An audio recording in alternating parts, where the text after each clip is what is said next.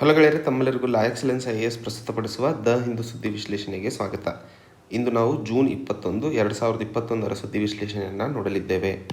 ಇಂದಿನ ಮೊದಲನೇ article, film makers see super censor in draft cinematograph bill.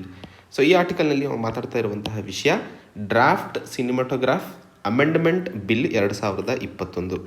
So ಈ ಒಂದು ಬಿಲ್ಲಿನ ವಿರುದ್ಧವಾಗಿ ಬಹಳಷ್ಟು ಸಿನಿಮಾ ರಂಗದಲ್ಲಿ ಕೆಲಸ ಮಾಡುವಂತಹ ವ್ಯಕ್ತಿಗಳು ಅಥವಾ ಸಂಘಗಳು ಈ ಒಂದು ಬಿಲ್ನ ವಿರೋಧವನ್ನು ವ್ಯಕ್ತಪಡಿಸ್ತಾ ಇರುವಂಥದ್ದು. ಸೊ ಈ ಬಿಲ್ನ ವಿರೋಧ ವ್ಯಕ್ತಪಡಿಸೋದಕ್ಕೆ ಮುಖ್ಯ ಕಾರಣಗಳು ಏನು ಹಾಗೂ ಏನೆಲ್ಲ ಪ್ರಾವಧಾನಗಳನ್ನು ಈ ಒಂದು ಡ್ರಾಫ್ಟ್ ಅಮೆಂಡ್ಮೆಂಟ್ ಬಿಲ್ನಲ್ಲಿ ತರುವ ಪ್ರಯತ್ನಗಳನ್ನು ಸರ್ಕಾರ ನಡೆಸ್ತಿದೆ ಅನ್ನುವಂತಹ ವಿಷಯಗಳನ್ನು ಇಲ್ಲಿ ನಾವು ನೋಡಲಿದ್ದೇವೆ. ಮೊದಲನೇದಾಗಿ ಈ ಆರ್ಟಿಕಲ್ನ ವಿಶ್ಲೇಷಣೆ ನಮಗೆ GS ಪೇಪರ್ 2 ಮೀಡಿಯಾ ಅಥವಾ ಪಬ್ಲಿಕ್ ಪಾಲಿಸಿಗೆ ಸಂಬಂಧಿಸಿದಂತೆ ಮುಖ್ಯಕರವಾಗಿರುವಂಥದ್ದು. ಸೊ ಮೊದಲನೇದಾಗಿ ಈ ಒಂದು ಆರ್ಟಿಕಲ್ನ ಅರ್ಥೈಸ್ಕೊಳ್ಳೋದಕ್ಕಿಂತ ಮುಂಚೆ ಕೇಂದ್ರ ಸರ್ಕಾರ ಹಿಂದಿನ ಹಿಂದೂ ಸುದ್ದಿ ವಿಶ್ಲೇಷಣೆಗಳಲ್ಲಿ ನಾವು ನೋಡಿದ್ವಿ. ಕೇಂದ್ರ ಸರ್ಕಾರ film certificate appellate tribunal FCAT film certificate appellate tribunal ಅನ್ನುವಂತಹ ಒಂದು ವ್ಯವಸ್ಥೆಯನ್ನು ಕ್ಯಾನ್ಸಲ್ ಅಥವಾ ತೆಗೆದು ಹಾಕಿರುವಂಥದ್ದು. ಈ ಒಂದು ಬಾಡಿ ಮುಖ್ಯವಾಗಿ ಫಿಲ್ಮ್ ಮೇಕರ್ಸು ತನ್ನ ಸಿನಿಮಾವನ್ನು ತಯಾರು ಮಾಡಿದ ನಂತರ Central Board of Film Certification CBFCಯಿಂದ ಸರ್ಟಿಫಿಕೇಟನ್ನು ಪಡೆಯಬೇಕಾಗಿರುತ್ತದೆ. ಅದರಲ್ಲಿ ಸೆನ್ಸರ್ಗಳು ಏನೆಲ್ಲ ಮಾಡಬೇಕಾಗಿರುತ್ತೋ ಅವುಗಳನ್ನು ಈ CBFC ಮಾಡುತ್ತದೆ. ತದನಂತರ ಈ ಒಂದು CBFC ಕೊಡುವಂತಹ ಸರ್ಟಿಫಿಕೇಟ್ನಲ್ಲಿ ಏನಾದರೂ ಅಬ್ಜೆಕ್ಷನ್ಸ್ಗಳಿದ್ದಲ್ಲಿ ಆವಾಗ ಫಿಲ್ಮ್ ಮೇಕರ್ಸ್ಗಳು FCATಗೆ ಫಿಲ್ಮ್ ಸರ್ಟಿಫಿಕೇಟ್ ಅಪಿಲೇಟ್ ಟ್ರಿಬ್ಯುನಲ್ಗೆ ಮೊರೆ ಹೋಗಬಹುದಿತ್ತು. ಆದರೆ ಕೇಂದ್ರ ಸರ್ಕಾರ ಈ ಒಂದು ಅಪಿಲೇಟ್ ಟ್ರಿಬ್ಯುನಲನ್ನು ತೆಗೆದುಹಾಕಿ ತದನಂತರ ಇವುಗಳನ್ನು ಜುಡಿಷರಿ ಕೆಳಗಡೆನೆ ತರೋದಕ್ಕೆ ಪ್ರಯತ್ನಗಳನ್ನು ನಡೆಸ್ತಾ ಇರುವಂಥದ್ದನ್ನು ಹಿಂದಿನ ಸುದ್ದಿ ವಿಶ್ಲೇಷಣೆಗಳಲ್ಲಿ ನಾವು ನೋಡಿರುವಂತಹ ಒಂದು ವಿಷಯ. ಈಗ ಡ್ರಾಫ್ಟ್ ಸಿನಿಮಾಟೋಗ್ರಾಫ್ ಅಮೆಂಡ್ಮೆಂಟ್ ಬಿಲ್ 2021 ಅಡಿಯಲ್ಲಿ ಕೇಂದ್ರ ಸರ್ಕಾರ ಹೇಳ್ತಾ ಇರುವುದಪ್ಪ ಏನಂತಂದರೆ CBFC ಕೊಟ್ಟಿರುವಂತಹ ಸರ್ಟಿಫಿಕೇಷನ್ ಆದ ನಂತರವೂ ಸಹ ಸರ್ಕಾರಕ್ಕೆ ಏನಾದರೂ ಅನಿಸಿದ್ದಲ್ಲಿ ಆ ಒಂದು ಸಿನಿಮಾವನ್ನು ರೀಸರ್ಟಿಫಿಕೇಷನಿಗೆ ಕಳಿಸುವಂತಹ ಪ್ರಾವಧಾನವನ್ನು ಮುಖ್ಯವಾಗಿ ಇಲ್ಲಿ ಕೊಟ್ಟಿರುವಂಥದ್ದು. ಸೊ ರೀಸರ್ಟಿಫಿಕೇಷನ್ ಪ್ರಾವಧಾನದ ವಿರುದ್ಧ ಆ್ಯಕ್ಚುಲಿ ಬಹಳಷ್ಟು ಸಿನಿಮಾ ರಂಗದಲ್ಲಿ ಇರುವಂತಹ ಸಂಸ್ಥೆಗಳು, ಸಂಘ ಸಂಸ್ಥೆಗಳು ವಿರೋಧವನ್ನು ವ್ಯಕ್ತಪಡಿಸ್ತಾ ಇರುವಂಥದ್ದು. ಈ ರೀಸರ್ಟಿಫಿಕೇಷನ್ನಿಂದಾಗಿ ಫ್ರೀಡಮ್ ಆಫ್ ಎಕ್ಸ್ಪ್ರೆಷನ್ ಸೊ ಇದು ಯಾವ ಆರ್ಟಿಕಲ್ ಕೆಳಗಡೆ ಬರುತ್ತದೆ ನಮ್ಮ ಸಂವಿಧಾನದ ಅಡಿಯಲ್ಲಿ ಅನ್ನುವಂಥದ್ದನ್ನು ತಾವು ಕಮೆಂಟ್ ಬಾಕ್ಸಲ್ಲಿ ಹಾಕಬೇಕಾಗಿ ವಿನಂತಿ. So right to freedom of speech and expression ಅನ್ನುವಂತಹ ಒಂದು ಮೂಲಭೂತ ಹಕ್ಕಾಗಿದ್ದು ಇದರ ಆರ್ಟಿಕಲನ್ನು ತಾವು ಕಮೆಂಟ್ ಸೆಕ್ಷನಲ್ಲಿ ಹಾಕಬೇಕು.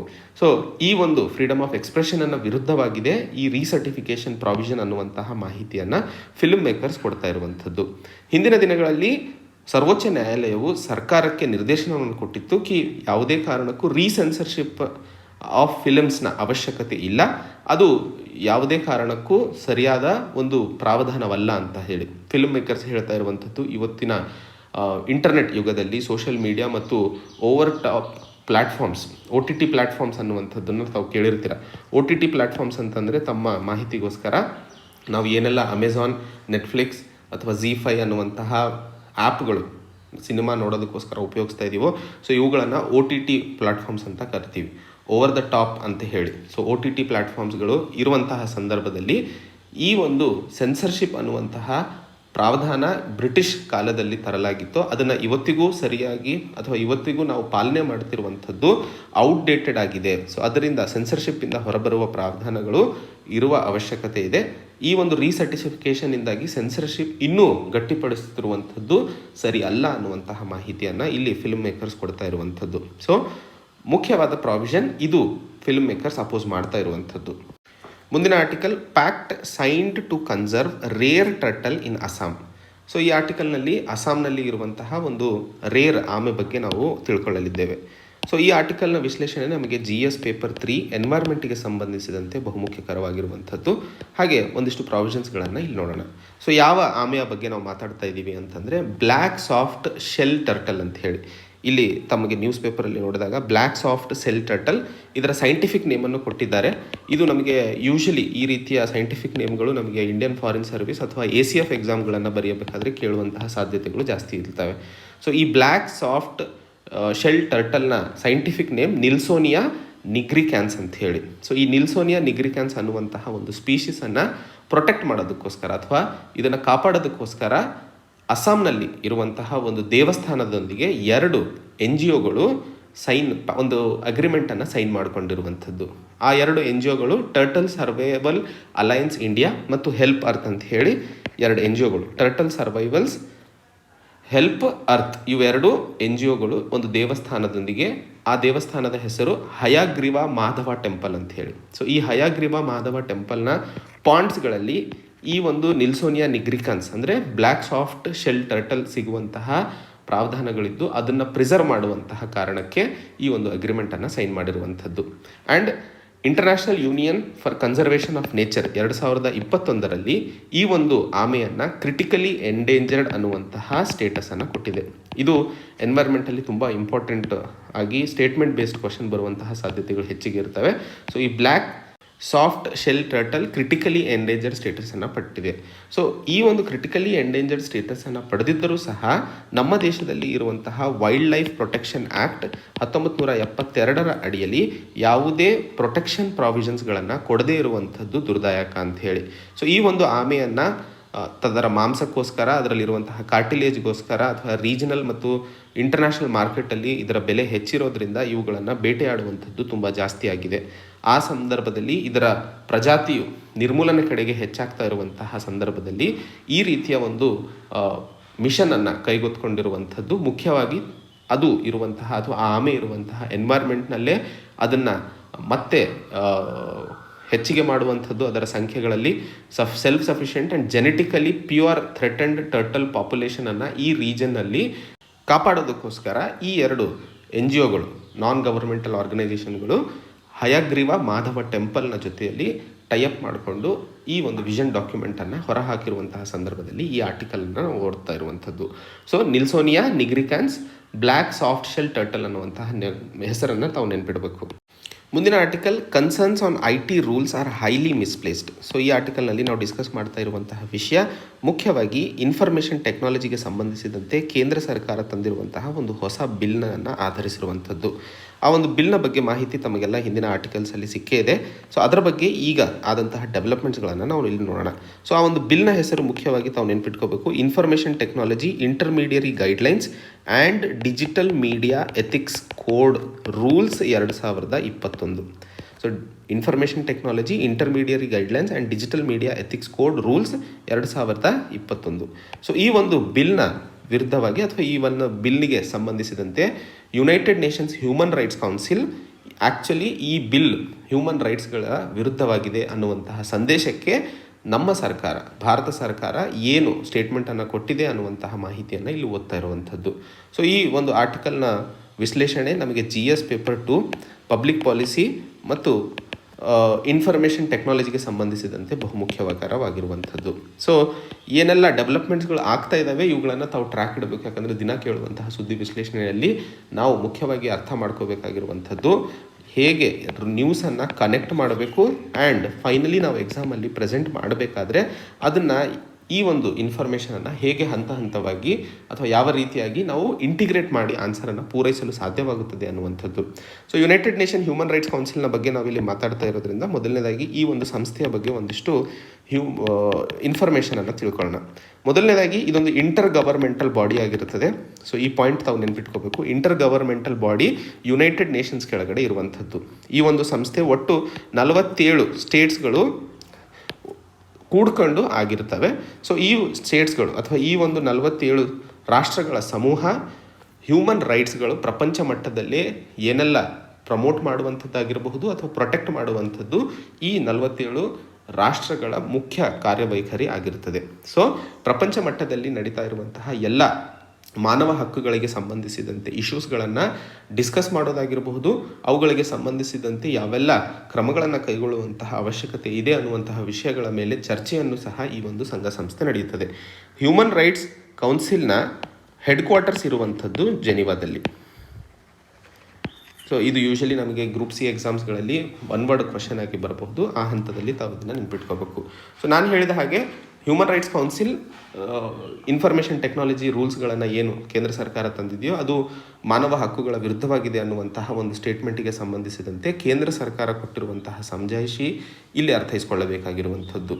ಕೇಂದ್ರ ಸರ್ಕಾರ ಹೇಳ್ತಾ ಇರೋ ಹಾಗೆ ಈ ಒಂದು ರೂಲ್ಸ್ನ ಅಡಿಯಲ್ಲಿ ನಾವು ಆರ್ಡಿನರಿ ಯೂಸರ್ಸ್ ಏನು ಸೋಷಿಯಲ್ ಮೀಡಿಯಾದಲ್ಲಿದ್ದಾರೋ ಅವರನ್ನು ಎಂಪವರ್ ಮಾಡಬೇಕು ಅನ್ನುವಂತಹ ಸನ್ನಿವೇಶದಿಂದ ಈ ಒಂದು ರೂಲ್ಸ್ನ ತಂದಿರುವಂಥದ್ದು. ಆ್ಯಂಡ್ ಸೋಷಿಯಲ್ ಮೀಡಿಯಾದಲ್ಲಿ ಯಾರೆಲ್ಲ ಅಬ್ಯೂಸ್ ಅಥವಾ ವಿಕ್ಟಿಮ್ ಆಗಿರ್ತಾರೋ ಅವರಿಗೆ ಒಂದು ಪ್ಲ್ಯಾಟ್ಫಾರ್ಮನ್ನು ಕೊಡಬೇಕು. ಸೊ ಅವರ ಕುಂದುಕೊರತೆಗಳನ್ನು ನಿಭಾಯಿಸೋದಕ್ಕೆ ಅಥವಾ ಆ ಕುಂದುಕೊರತೆಗಳನ್ನು ಪೂರೈಸೋದಕ್ಕೋಸ್ಕರ ಒಂದು ಪ್ಲ್ಯಾಟ್ಫಾರ್ಮ್ ಇರಬೇಕು. ಆ ಹಂತದಲ್ಲಿ ಈ ಒಂದು ರೂಲ್ಸನ್ನು ತಂದಿರುವಂಥದ್ದು ಅನ್ನುವಂಥದ್ದು. ಹಾಗೆ ಹಿಂದಿನ ದಿನಗಳಲ್ಲಿ ಅಥವಾ ಹಿಂದಿನ ಸುದ್ದಿ ವಿಶ್ಲೇಷಣೆಗಳಲ್ಲಿ ತಾವು ನೋಡಿರ್ತೀರ, ಒರಿಜಿನೇಟರ್ ಆಫ್ ಇನ್ಫಾರ್ಮೇಷನ್ ಅಂತ ಹೇಳಿ ಈ ಒಂದು ಪ್ರಾವಿಷನ್ ವಿರುದ್ಧವಾಗಿ ಆ್ಯಕ್ಚುಲಿ ಬಹಳ ಒಂದು ಕಾಂಟ್ರವರ್ಸಿ ನ್ಯೂಸ್ ಪೇಪರ್ಗಳಲ್ಲಿ ನಾವು ನೋಡ್ತಾ ಇರುವಂಥದ್ದು. ಅಂದರೆ ಸೋಷಿಯಲ್ ಮೀಡಿಯಾದಲ್ಲಿ ಬರುವಂತಹ ಮೆಸೇಜ್ ಎಲ್ಲಿಂದ ಒರಿಜಿನ್ ಆಗಿದೆ ಅನ್ನುವಂತಹ ವಿಷಯವನ್ನು ಈ ಸೋಷಿಯಲ್ ಮೀಡಿಯಾದಲ್ಲಿ ಪ್ಲ್ಯಾಟ್ಫಾರ್ಮ್ಗಳು ರಿವೀಲ್ ಮಾಡಬೇಕಾಗಿರುವಂತಹ ವಿಷಯದ ವಿರುದ್ಧ, ಆ್ಯಕ್ಚುಲಿ ರೈಟ್ ಟು ಪ್ರೈವಸಿಯ ವಿರುದ್ಧವಾಗಿದೆ ಅನ್ನುವಂತಹ ಮಾಹಿತಿಯನ್ನು ಸಹ ಹಿಂದಿನ ಆರ್ಟಿಕಲ್ಸ್ಗಳಲ್ಲಿ ನೋಡಿದ್ವಿ. ಬಟ್ ಕೇಂದ್ರ ಸರ್ಕಾರ ಹೇಳ್ತಾ ಇರುವಂಥದ್ದು ಈ ಒಂದು ಪ್ರಾವಿಧಾನವನ್ನು ಕೇಂದ್ರ ಸರ್ಕಾರ ಲಾಸ್ಟ್ ರೆಸಾರ್ಟ್ ಆಗಿ ಉಪಯೋಗಿಸ್ತದೆ.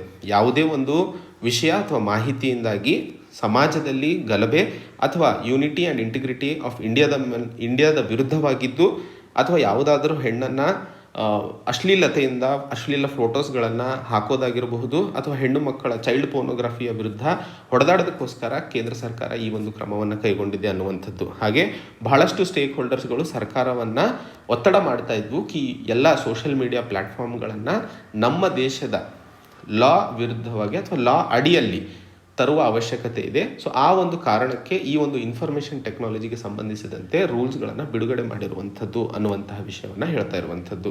ಸೊ ಈ ಒಂದು ಚರ್ಚೆ ಅಥವಾ ಈ ಒಂದು ವಿಷಯ ಹೆಚ್ಚಿಗೆ ಚರ್ಚೆಯಲ್ಲಿರುವಂಥದ್ದು ಮುಖ್ಯವಾಗಿ ಕೇಂದ್ರ ಸರ್ಕಾರ ಮತ್ತು ಟ್ವಿಟ್ಟರ್, ಫೇಸ್ಬುಕ್ನ ನಡುವೆ ನಡೀತಾ ಇರುವಂತಹ ಒಂದು ಘರ್ಷಣೆಯಿಂದಾಗಿ. ಆ ಹಂತದಲ್ಲಿ ಟ್ವಿಟ್ಟರ್ ಮತ್ತು ಫೇಸ್ಬುಕ್ ಹೇಳ್ತಾ ಇರುವಂಥದ್ದು ಸರ್ಕಾರ ಈ ಪ್ಲ್ಯಾಟ್ಫಾರ್ಮ್ಸ್ಗಳನ್ನು ಸೋಷಿಯಲ್ ಮೀಡಿಯಾವನ್ನು ಬ್ಯಾನ್ ಮಾಡಿತ್ತು. ಜಮ್ಮು ಕಾಶ್ಮೀರದಲ್ಲಿ ಯಾವಾಗ ಆರ್ಟಿಕಲ್ 370 ತೆಗೆದು ಹಾಕಲಾಗಿತ್ತು ಆಗಸ್ಟ್ 2019ರಲ್ಲಿ. ತದನಂತರ ಅಸ್ಸಾಂನಲ್ಲಿ ಸಿಟಿಸನ್ಶಿಪ್ ಅಮೆಂಡ್ಮೆಂಟ್ ಆ್ಯಕ್ಟ್ನ ವಿರುದ್ಧವಾಗಿ ಒಂದಿಷ್ಟು ಗುಂಪುಗಳು ಅಥವಾ ಚರ್ಚೆ ನಡೀತಾ ಇರಬೇಕಾದ ಸಂದರ್ಭದಲ್ಲಿ ಸೋಷಿಯಲ್ ಮೀಡಿಯಾ ಪ್ಲ್ಯಾಟ್ಫಾರ್ಮ್ಸ್ಗಳನ್ನು ಬ್ಲಾಕ್ ಮಾಡಿರುವಂತಹ ವಿಷಯಗಳನ್ನು ಈ ಒಂದು ಸೋಷಿಯಲ್ ಮೀಡಿಯಾ ಜೈಂಟ್ಸ್ ಆದಂತಹ ಟ್ವಿಟ್ಟರ್ ಮತ್ತು ಫೇಸ್ಬುಕ್ ತಮ್ಮ ನಿಲುವನ್ನು ಕೊಡ್ತಾ ಇರುವಂಥದ್ದು. ಇದೇ ಹಂತದಲ್ಲಿ ಸರ್ಕಾರ G7 ಸಮ್ಮಿಟ್ನ ಸಂದರ್ಭದಲ್ಲಿ ಒಂದು ಓಪನ್ ಸೊಸೈಟಿ ಸ್ಟೇಟ್ಮೆಂಟ್, ಇದು ಮುಖ್ಯಕರವಾದಂತಹ ಸ್ಟೇಟ್ಮೆಂಟು, ಓಪನ್ ಸೊಸೈಟಿ ಸ್ಟೇಟ್ಮೆಂಟನ್ನು ಸೈನ್ ಮಾಡಿರುವಂಥದ್ದು. ಈ ಸ್ಟೇಟ್ಮೆಂಟ್ನ ಮುಖ್ಯ ಉದ್ದೇಶ ದೇಶದಲ್ಲಿ ಅಥವಾ ಪ್ರಪಂಚದಲ್ಲಿ ಬೆಳೀತಾ ಇರುವಂತಹ ಅಥಾರಿಟೇರಿಯನಿಸಮ್ ಅಂತ ಹೇಳಬಹುದು, ಡಿಸ್ಇನ್ಫಾರ್ಮೇಷನ್ ಹಾಗೂ ಪೊಲಿಟಿಕಲಿ ಮೋಟಿವೇಟೆಡ್ ಇಂಟರ್ನೆಟ್ ಶಟ್ಡೌನ್ಗಳು, ರಾಜಕೀಯ ಲಾಭಕ್ಕೋಸ್ಕರ ಅಥವಾ ರಾಜಕೀಯ ಸ್ವಾರ್ಥಕ್ಕೋಸ್ಕರ ಇಂಟರ್ನೆಟ್ಟನ್ನು ಬ್ಲಾಕ್ ಮಾಡೋದಾಗಿರಬಹುದು, ಹಾಗೂ ಅಥಾರಿಟೇರಿಯನಿಸಮ್ ಪ್ರಪಂಚದಲ್ಲಿ ಬೆಳೀತಾ ಇರುವಂಥದ್ದಾಗಿರಬಹುದು, ಹಾಗೂ ತಪ್ಪು ಮಾಹಿತಿಯನ್ನು ಕೊಡ್ತಾ ಇರುವಂಥದ್ದಾಗಿರ್ಬೋದು. ಇವುಗಳನ್ನು ತಡೆ ಹಿಡಿಯಬೇಕಾಗಿರುವಂತಹ statement open society statement. So ಈ ಸ್ಟೇಟ್ಮೆಂಟನ್ನು ಭಾರತ ಸೈನ್ ಮಾಡಿರುವಂಥದ್ದು. ಭಾರತದ ಜೊತೆಯಲ್ಲಿ G7 ರಾಷ್ಟ್ರಗಳು ಮತ್ತು ಆ ಸಮಯದಲ್ಲಿ ಇದ್ದಂತಹ ಗೆಸ್ಟ್ಗಳಾದ ಸೌತ್ ಆಫ್ರಿಕಾ ಮತ್ತು ಸೌತ್ ಕೊರಿಯಾವು ಸಹ ಈ ಒಂದು ಸ್ಟೇಟ್ಮೆಂಟನ್ನು ಸೈನ್ ಮಾಡಿರುವಂತಹ ಹಂತದಲ್ಲಿ ಸರ್ಕಾರ ಹೇಳ್ತಾ ಇರುವಂಥದ್ದು ಭಾರತ ಯಾವಾಗಲೂ ಮಾನವ ಹಕ್ಕುಗಳಿಗೋಸ್ಕರ ಆಗಿರಬಹುದು ಹಾಗೂ ಡಿಜಿಟಲ್ ಸಿವಿಕ್ ಸ್ಪೇಸ್ ಏನಿದೆ ಅದನ್ನು ಪ್ರೊಟೆಕ್ಟ್ ಮಾಡುವಂತಹ ಸನ್ನಿವೇಶದಲ್ಲಿ ಅಥವಾ ಹಂತದಲ್ಲಿ ಮಾತ್ರ ಈ ಒಂದು ರೂಲ್ಸನ್ನು ಹೊರತಂದಿರುವಂಥದ್ದು ಅನ್ನುವಂತಹ ಸಮಜಾಯಿಷಿಯನ್ನು ಕೇಂದ್ರ ಸರ್ಕಾರ ಕೊಡ್ತಾ ಇರುವಂಥದ್ದು. ಮುಂದಿನ article, in Kerala the need to budget for future. So ಈ ಆರ್ಟಿಕಲ್ನಲ್ಲಿ ನಾವು ಡಿಸ್ಕಸ್ ಮಾಡ್ತಾ ಇರುವಂತಹ ವಿಷಯ ಮೊದಲನೇದಾಗಿ ಕೇರಳ ಬಜೆಟ್ ಪ್ರಸ್ತುತಪಡಿಸಿದ್ದು, ಆ ಬಜೆಟ್ನಲ್ಲಿ ಏನೆಲ್ಲ ಪ್ರಾವಧಾನಗಳನ್ನು ಸರ್ಕಾರ ಕೇರಳದ ರಾಜ್ಯದ ಜನರಿಗೆ ತಗೊಂಡಿದೆ ಆ್ಯಂಡ್ ಅದರಿಂದಾಗಿ ಯಾವ ರೀತಿಯ ಬದಲಾವಣೆಗಳು ಆಗಲಿದ್ದಾವೆ ಅನ್ನುವಂಥದ್ದನ್ನು ನೋಡೋದಕ್ಕೋಸ್ಕರ. ಸೊ ಮುಖ್ಯವಾಗಿ ಯಾಕೆ ಕೇರಳದ ಬಜೆಟ್ ಓದುವ ಅವಶ್ಯಕತೆ ಇದೆ ಅನ್ನುವಂತಹ ಪ್ರಶ್ನೆ ತಮ್ಮಲ್ಲಿ ಬರಬಹುದು. ಯಾಕಂದರೆ ಕೇರಳವು ಭಾರತದ ಭಾಗವಾಗಿದ್ದು ಅನ್ನ ಬೆಂದಿದೆಯಾ ಇಲ್ಲ ಅಂತ ನೋಡೋದಕ್ಕೋಸ್ಕರ ಒಂದು ಹಗಳು ಸಾಕಾಗುತ್ತೆ. ಸೊ ಹಾಗೆ ಕೇರಳದಲ್ಲಿ ಇರುವಂತಹ ಸಮಸ್ಯೆಯು ದೇಶದಲ್ಲಿ ಇರುವಂತಹ ಸಮಸ್ಯೆಗಳಿಗೆ ವಿಭಿನ್ನ ಅಲ್ಲ. ಸೊ ಆ ಸರ್ಕಾರ ಏನೆಲ್ಲ ಪ್ರಾವಧಾನಗಳನ್ನು ಮಾಡಿದೆ ಅದು ಎಷ್ಟರ ಮಟ್ಟಿಗೆ ಸರಿ ಇದೆ ಅನ್ನುವಂಥದ್ದನ್ನು ನಾವು ಅರ್ಥೈಸ್ಕೊಂಡಾಗ ವಿವಿಧ ಭಾಗಗಳಲ್ಲಿ ಅಥವಾ ದೇಶದ ಬೇರೆ ಬೇರೆ ಭಾಗಗಳಲ್ಲಿ ಇರುವಂತಹ ಸಮಸ್ಯೆಗಳಿಗೆ ನಾವು ರಿಲೇಟ್ ಮಾಡೋದಕ್ಕೋಸ್ಕರ ಅನುಕೂಲ ಆಗುತ್ತೆ ಅನ್ನುವಂತಹ ಹಂತದಲ್ಲಿ ಈ ಆರ್ಟಿಕಲ್ನ ಅರ್ಥೈಸ್ಕೊಳ್ಳುವಂಥದ್ದು ತುಂಬ ಮುಖ್ಯಕರವಾಗಿರುತ್ತದೆ. ಸೊ ಈ ಆರ್ಟಿಕಲ್ನ ವಿಶ್ಲೇಷಣೆ ನಮಗೆ ಮುಖ್ಯವಾಗಿ GS ಪೇಪರ್ 2 ಅಲ್ಲಿ ಉಪಕಾರಿಯಾಗುತ್ತದೆ. ಆ ಹಂತದಲ್ಲಿ ಮೊದಲನೇದಾಗಿ ಕೇರಳದಲ್ಲಿ ಕೋವಿಡ್-19 ಆದಾಗಿನಿಂದ ರಿಸೆಷನ್ ಫೇಸನ್ನು ಕಾಣ್ತಾ ಇದ್ದೀವಿ. ಅಂದರೆ ಎಕಾನಮಿ ರಿಸೆಷನಿಗೆ ಹೋಗ್ತಾ ಇರುವಂಥದ್ದು. ಇವರ ಆರ್ಥಿಕ ವ್ಯವಸ್ಥೆ ಸುಮಾರು 3.8% ಕಾಂಟ್ರಾಕ್ಟ್ ಅಥವಾ ಶ್ರಿಂಕ್ ಆಗಿರುವಂಥದ್ದನ್ನು ತೋರಿಸ್ತಾ ಇರುವಂಥದ್ದು. ಕೇರಳದಲ್ಲಿ ಇರುವಂತಹ ಸುಮಾರು 66% ವರ್ಕ್ ಫೋರ್ಸ್ ಏನಿದೆಯೋ ಅವರು ಸೆಲ್ಫ್ ಎಂಪ್ಲಾಯ್ಡ್ ಆಗಿದ್ದಾರೆ ಅಥವಾ ಕ್ಯಾಶುವಲ್ ವರ್ಕರ್ಸ್ ಆಗಿರುವಂಥದ್ದು. Centre for Monitoring Indian Economy estimate ಪ್ರಕಾರ, Centre for Monitoring Indian Economy estimate ಮಾಡ್ತಾ ಇರೋ ಪ್ರಕಾರ ಕೇರಳದಲ್ಲಿ ಇವತ್ತು ನಿರುದ್ಯೋಗ ರೇಟ್ ಏನಿದೆಯಲ್ಲ ಅದು 22.5% ನಿಂತಿರುವಂಥದ್ದು. ಸೊ ತುಂಬ ಹೆಚ್ಚಿನ ಮಾತ್ರದಲ್ಲಿ ಅನ್ಎಂಪ್ಲಾಯ್ಮೆಂಟ್ ರೇಟ್ ಕೇರಳದಲ್ಲಿ ಜಾಸ್ತಿ ಆಗಿದೆ ಅನ್ನುವಂತಹ ಫ್ಯಾಕ್ಟ್ಸ್ ಮತ್ತು ಆರ್ಥಿಕವಾಗಿ ಹೇಗೆ ಕೋವಿಡ್-19ಇಂದಾಗಿ ಎಫೆಕ್ಟ್ ಆಗಿದೆ ಅನ್ನುವಂತಹ ಸನ್ನಿವೇಶಗಳನ್ನು ಬ್ಯಾಕ್ಗ್ರೌಂಡ್ ಆಗಿ ಕೊಡ್ತಾ ಇದ್ದಾರೆ. ಸೊ ದಟ್ ಬಜೆಟ್ನಲ್ಲಿ ಕೊಟ್ಟಿರುವಂತಹ ಪ್ರಾವಿಷನ್ಸ್ಗಳನ್ನು ಅರ್ಥೈಸ್ಕೊಳ್ಳೋದಕ್ಕೋಸ್ಕರ ಕೇರಳದ ಪಬ್ಲಿಕ್ ರೆವೆನ್ಯೂ ಅಥವಾ ಸರ್ಕಾರದ ರೆವೆನ್ಯೂ ಏನಿದೆ ಅದು 18% ಕಡಿಮೆ ಆಗಿದ್ದರೂ ಸಹ ಕೇರಳ ಸರ್ಕಾರ ಫ್ರೀ ವ್ಯಾಕ್ಸಿನೇಷನ್ಗೆ ಮುಂದಾಗಿರುವಂತಹ ಒಂದು ಕಾರಣದಿಂದ ಅಥವಾ ಬಜೆಟ್ನಲ್ಲಿ ಫ್ರೀ ವ್ಯಾಕ್ಸಿನೇಷನ್ ಪ್ರಾವಿಷನ್ ಮಾಡಿರುವಂಥದ್ದು ಸರ್ಕಾರದ ನಿಲುವು ತೋರಿಸ್ತಾ ಇದೆ, ಜನರಿಗೆ ಪ್ರಯಾರಿಟೈಸ್ ಮಾಡ್ತಾ ಇರುವಂಥದ್ದು. ಸೊ ಆ ಹಂತದಲ್ಲಿ ಇದೊಂದು ಒಳ್ಳೆಯ ಪ್ರಾವಿಷನ್ ಆಗಿರುತ್ತದೆ. ಹಾಗೆ ನಿರುದ್ಯೋಗ ಮತ್ತು ಎಂಪ್ಲಾಯಬಿಲಿಟಿ ಬಗ್ಗೆ ಬಜೆಟ್ನಲ್ಲಿ ಒಂದಿಷ್ಟು ಪ್ರಾವಿಷನ್ಸ್ಗಳು ಅಥವಾ ಇನ್ಕ್ಲಿನೇಷನನ್ನು ತೋರಿಸಿಟ್ಟಿದ್ದಾರೆ. ಸೊ ಅನ್ಎಂಪ್ಲಾಯ್ಮೆಂಟ್ ಮತ್ತು ಹೇಗೆ ಉದ್ಯೋಗ ಅವಕಾಶಗಳನ್ನು ಹೆಚ್ಚಿಸಬಹುದು ಅನ್ನುವಂತಹ ವಿಷಯದ ಮೇಲೂ ಕೇರಳ ಬಜೆಟ್ನಲ್ಲಿ ಪ್ರಾವಿಷನ್ಸ್ ಕಂಡಿರುವಂಥದ್ದು. ಅದರ ಜೊತೆಯಲ್ಲಿ 8,900 ಕೋಟಿ ಹಣವನ್ನು ಇನ್ಕಮ್ ಟ್ರಾನ್ಸ್ಫರ್ ಸ್ಕೀಮ್ಗೋಸ್ಕರ ಮೀಸಲಿಡಲಾಗಿದೆ. ಇದರಿಂದಾಗಿ ಬಡವರು ಮತ್ತು ವಲ್ನರಬಲ್ ಸೆಕ್ಷನ್ ಆಫ್ ಪಾಪ್ಯುಲೇಷನ್ ಏನಿದೆಯೋ ಅವರಿಗೆ ಒಂದಿಷ್ಟು ಆರ್ಥಿಕ ಸಹಾಯವನ್ನು ಅಥವಾ ಆರ್ಥಿಕ ಸಪೋರ್ಟನ್ನು ಕೊಟ್ಟಾಗ ಕನ್ಸಂಪ್ಷನ್ ಡಿಮಾಂಡನ್ನು ಹೆಚ್ಚಿಸಲು ಸಾಧ್ಯವಾಗುತ್ತದೆ. ಕನ್ಸಂಪ್ಷನ್ ಡಿಮಾಂಡ್ ಅಂತಂದರೆ ಜನರ ಕೈಯಲ್ಲಿ ಹಣ ಹೆಚ್ಚಾದಾಗ ಜನರು ಅದನ್ನು ಖರ್ಚು ಮಾಡ್ತಾರೆ, ಅವರ ದೈನಂದಿನ ಖರ್ಚಿಗೋಸ್ಕರ. ಅವ್ರು ಏನಾದರೂ ಪರ್ಚೇಸ್ ಮಾಡ್ತಾರೆ ಅಥವಾ ಅವರು ಊಟಕ್ಕೋಸ್ಕರ ಖರ್ಚು ಮಾಡ್ತಾರೆ. ಅದರಿಂದಾಗಿ ಈಗ ತರಕಾರಿ ಖರ್ಚು ಮಾಡಿದಾಗ ತರಕಾರಿ ಖರೀದಿ ಮಾಡೋದ್ರಿಂದ ಅದು ಇಂಡೈರೆಕ್ಟ್ಲಿ ರೈತರಿಗೂ ಅನುಕೂಲ ಆಗುತ್ತೆ. ಇಲ್ಲ ಬೇರೆ ದಿನಸಿಗಳನ್ನು ಖರೀದಿ ಮಾಡಿದಾಗ ಅದರಿಂದಾಗಿ ಬೇರೆ ಇಂಡಸ್ಟ್ರೀಸ್ಗಳಿಗೂ ಅನುಕೂಲ ಆಗುತ್ತೆ. ಸೊ ಹಾಗೆ ಕನ್ಸಂಪ್ಷನ್ ಡಿಮಾಂಡ್ ಆರ್ಥಿಕ ವ್ಯವಸ್ಥೆಯಲ್ಲಿ ಹೆಚ್ಚು ಮಾಡಬೇಕು ಅಂತಂದರೆ ಕ್ಯಾಶ್ ಫ್ಲೋವನ್ನು ಇನ್ಕ್ರೀಸ್ ಮಾಡಬೇಕು ಅನ್ನುವಂತಹ ಒಂದು ಬೇಸಿಕ್ ಎಕಾನಮಿಕ್ ಪ್ರಿನ್ಸಿಪಲನ್ನು ತಾವಿಲ್ಲಿ ಅರ್ಥ ಮಾಡ್ಕೋಬೇಕು. ಸೊ ಕನ್ಸಂಪ್ಷನ್ ಡಿಮಾಂಡ್ ಕ್ಯಾಶಿಗೆ ಡೈರೆಕ್ಟ್ಲಿ ರಿಲೇಟೆಡ್ ಇರುತ್ತದೆ ಅನ್ನುವಂಥದ್ದು ತಾವು ನೆನ್ಪಿಟ್ಕೋಬೇಕು. ಮುಂದಿನ ಹಂತದಲ್ಲಿ ಅನ್ಎಂಪ್ಲಾಯ್ಮೆಂಟ್ ಇದು ದೇಶದಲ್ಲೇ ಇರುವಂತಹ ಒಂದು ಕಾಮನ್ ಸಮಸ್ಯೆ ಆಗಿರೋದ್ರಿಂದ ಅಲ್ಲಿ ಸ್ಟ್ರಕ್ಚರಲ್ ಪ್ರಾಬ್ಲಮ್ಸ್ ಅಥವಾ ಅಲ್ಲಿ ಇರುವಂತಹ ಸಮಸ್ಯೆಗಳನ್ನು ಅರ್ಥೈಸ್ಕೊಳ್ಳೋಣ. ಸೊ ಈ ಅನ್ಎಂಪ್ಲಾಯ್ಮೆಂಟ್ ಸೀರೀಸನ್ನು ಅಥವಾ ಅನ್ಎಂಪ್ಲಾಯ್ಮೆಂಟಿಗೆ ಸಂಬಂಧಿಸಿದಂತೆ ವಿಷಯಗಳನ್ನು ಅರ್ಥೈಸ್ಕೊಳ್ಳೋದಕ್ಕಿಂತ ಮುಂಚೆ ಒಂದು 3 ಟರ್ಮ್ಸ್ಗಳನ್ನು ತಿಳ್ಕೊಳ್ಳೋಣ. ಮೊದಲನೇದು ಓಪನ್ ಅನ್ಎಂಪ್ಲಾಯ್ಮೆಂಟ್ ರೇಟ್ ಅನ್ನುವಂತಹ ಒಂದು ಟರ್ಮನ್ನು ನಾವು ಇಲ್ಲಿ ಉಪಯೋಗಿಸ್ತಾ ಇದ್ದೀವಿ.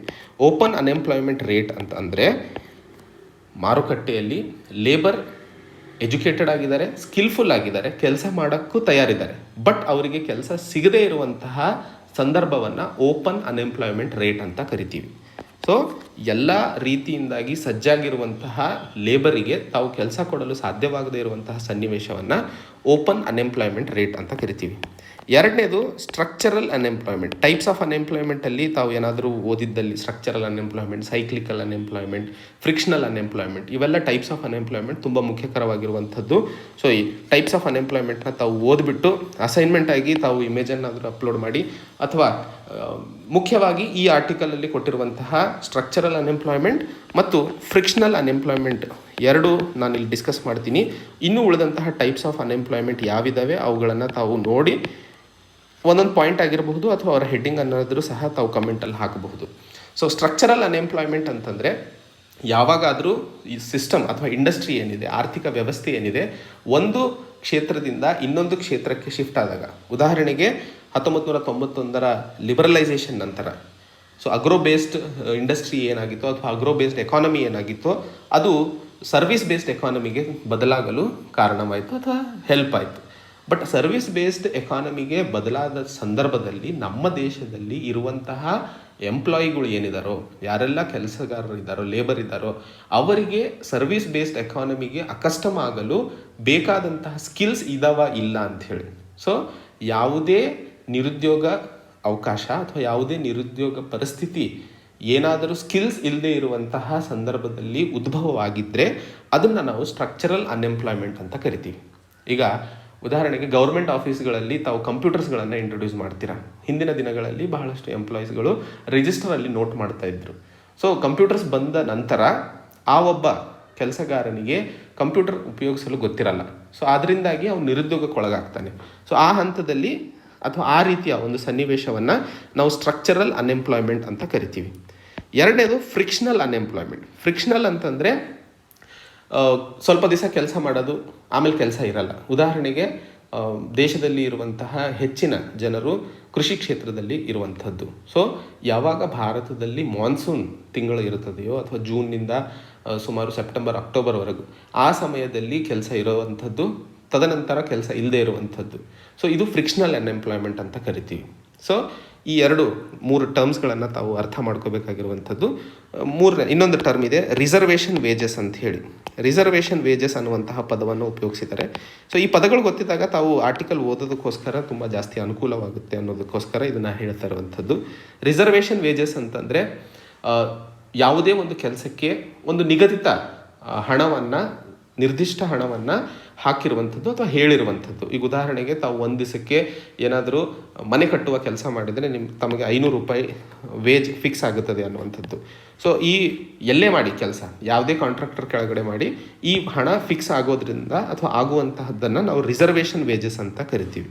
ಸೊ ಇವೆಲ್ಲದನ್ನು ನೋಡಿದ ನಂತರ ಕೇರಳದಲ್ಲಿ ಇರುವಂತಹ ಸೆಂಟರ್ ಫಾರ್ ಮಾನಿಟರಿಂಗ್ ಇಂಡಿಯನ್ ಎಕಾನಮಿಯ ಪ್ರಕಾರ 23.5% ನಿರುದ್ಯೋಗವನ್ನು ತಡೆ ಹಿಡಿಯೋದಕ್ಕೋಸ್ಕರ ಏನೆಲ್ಲ ಕ್ರಮಗಳನ್ನು ಕೇರಳ ಸರ್ಕಾರ ಈ ಬಜೆಟ್ನಲ್ಲಿ ಮಾಡಿದೆ ಅನ್ನುವಂತಹ ವಿಷಯವನ್ನು ಇಲ್ಲಿ ನೋಡೋಣ.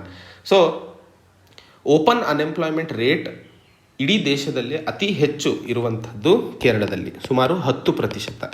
ಸೊ ಯಾವೆಲ್ಲ ಲೇಬರ್ ಫೋರ್ಸ್ನಲ್ಲಿ ಎಂಪ್ಲಾಯಬಿಲಿಟಿ, ಪುವರ್ ಸ್ಕಿಲ್ಸ್ ಮತ್ತು ಇನ್ಕಾಂಪಿಟೆನ್ಸಿಂದ ಕಾಣ್ತಾ ಇದ್ದೀವೋ ಅದು ಹೆಚ್ಚಿಗೆ ಕೇರಳದಲ್ಲಿ ಆಗ್ತಾ ಇರುವಂತಹ ಸನ್ನಿವೇಶವನ್ನು ನೋಡ್ತಾ ಇದ್ದೀವಿ. ನಮಗೆಲ್ಲ ಗೊತ್ತಿರೋ ಹಾಗೆ ಕೇರಳದಲ್ಲಿ ಅತಿ ಹೆಚ್ಚು ಜನ ಅಥವಾ ಅತಿ ಹೆಚ್ಚು ಲಿಟ್ರಸಿ ರೇಟ್ ಇರುವಂತಹ ಸಂದರ್ಭದಲ್ಲಿ ಹೆಚ್ಚಿನ ಜನ ಕೆಲಸವನ್ನು ಅಪೇಕ್ಷಿಸ್ತಿದ್ದಾರೆ. ಆ್ಯಂಡ್ ಅಲ್ಲಿನ ಪಾಪ್ಯುಲೇಷನ್, ಯೂತ್ ಪಾಪ್ಯುಲೇಷನ್ ತುಂಬ ಜಾಸ್ತಿ ಇರುವಂತಹ ಸಂದರ್ಭದಲ್ಲಿ ಹೆಚ್ಚಿನ ಜನ ಲೇಬರ್ ಫೋರ್ಸ್ ಅಥವಾ ಲೇಬರ್ ಸೆಕ್ಷನಿಗೆ ಎಂಟರ್ ಆಗ್ತಾ ಇರುವಂಥದ್ದು.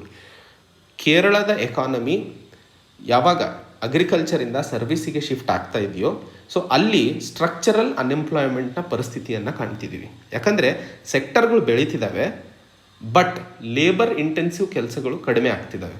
ಯಾಕಂದರೆ ಎಲ್ಲಿ 4 ಜನ ಕೆಲಸ ಮಾಡಬೇಕಾಗಿತ್ತೋ ಅಲ್ಲಿ ಇಬ್ಬರಿಂದ ಕೆಲಸ ಪೂರ್ತಿ ಆಗ್ತಾ ಇರುವಂಥದ್ದು.